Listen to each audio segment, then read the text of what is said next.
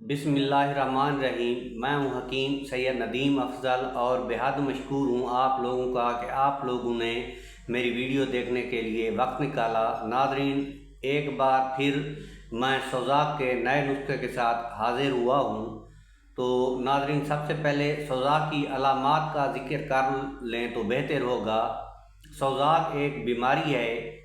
इस बीमारी में छोटे पेशाब से पीप या खून आ जाना शुरू हो जाता है। यानी कि बाज़ औक़ात खून आता है या बाज़ औक़ात पीप आती रहती है। यानी कि पस सेल की मिक़दार पेशाब में बढ़ जाती है और पेशाब में जलन होती है और दर्द भी बेतहाशा होता है।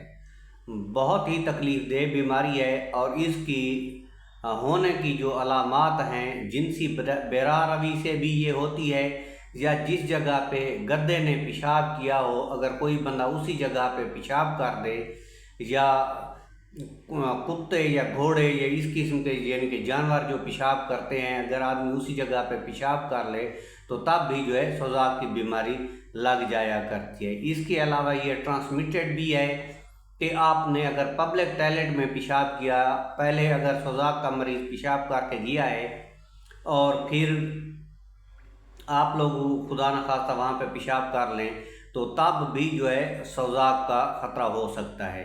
तो नाज़रीन, सोज़ाक का नुस्खा नोट फरमा लें। बर्ग भांसा, जिसको हम भांस कहते हैं रूटीन में, भांस के यानी कि दरख्त की नरम नरम कोपलें आपने ले लेनी है।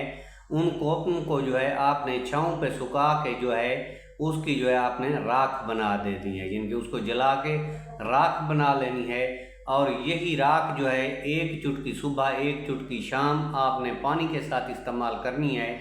जितना भी पुराना सोज़ाक हो इंशाअल्लाह चंद दिनों में ही ख़त्म हो जाएगा। तो नाज़रीन, ये था सोज़ाक का नुस्खा। अगर वीडियो अच्छी लगी हो तो लाइक ज़रूर कर देना। अगर आप हमारे चैनल पे पहली मर्तबा हैं तो हमारे चैनल को सब्सक्राइब करना मत भूलिए। अल्लाह आपका हामी व नासिर हो। अल्लाह ने निगहबान।